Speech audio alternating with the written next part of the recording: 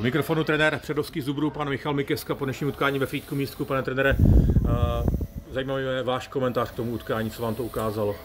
No, zase jsme prohráli, nedokázali jsme soupeře přetlačit v osobních soubojích, to si myslím, že hodně rozhodovalo. Domáci byli silnější a získávali moc puků v těch osobních soubojích, my jsme byli pasivní. Nevyšlo to, vypadalo to dlouho, že bychom mohli vyhrát. Měli jsme tam hezkou pasáž, kdy jsme třeba 10 minut hráli fakt pěkně. Bohužel jsme z toho nevytřískali nic moc, pak se hra vyrovnala, no a domáci byli šťastnější.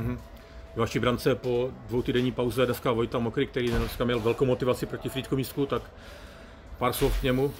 To vypadá dobře s ním? Nebo?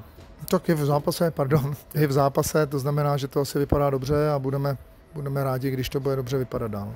Každé víťazstvo je dôležité, že sme dokázali zvrátiť 0-2 po absolútne zlej, nepozerateľnej a pre mňa maximálne nespokojnosť s predvedeným výkonom, spokojnosť s presilovými hrami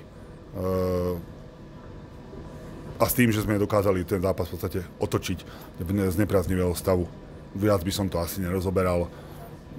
Máme stále na čom pracovať, čaká nás posledný prípravák, snažíme sa už tú zostavu dostať do takého ideálneho stavu.